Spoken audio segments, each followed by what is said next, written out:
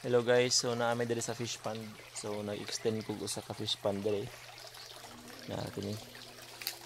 Amo nang gi-layout diri no para naa ikaduhang fish pond. Amo nang pailag hollow block diri.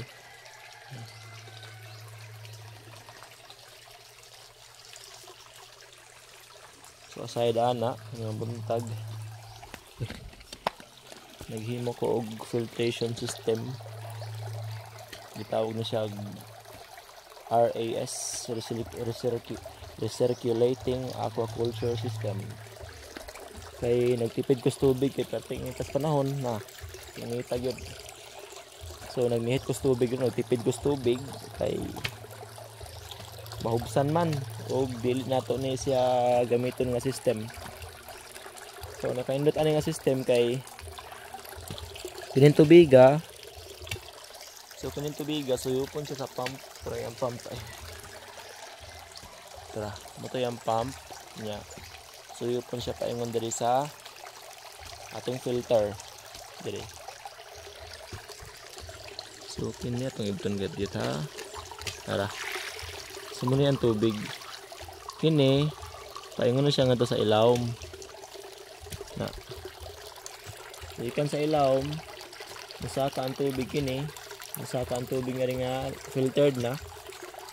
So mabalik siya nga rin sa gawas. Padong dili, matubod siya. So kinilimpyo na ni siya. Walay baho, walay ilang mga poop. So limpyo na ni nga tubig. So tipid guys tubig kay ang usa kay nani, balik ra niya. Di natak na mo drain kay kanang ang tubig dito tuyok raman.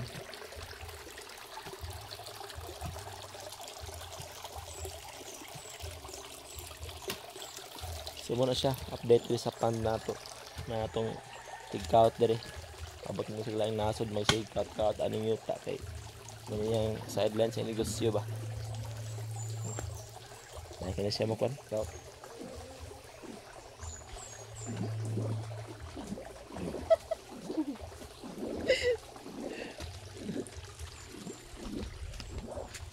Adriga, tatanaw.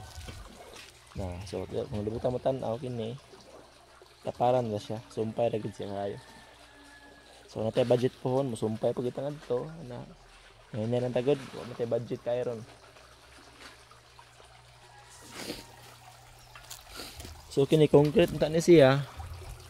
Concrete nta ni ang naka-diferensya lang kay gibuak siya sa gamot sa kaymito. Nara. Dako ang kaymito nato, gibuak nga atong fish pond. Wala. Kini gitapakan ng ina nato pero di gid mada. Una gitrapalan na ako na siya.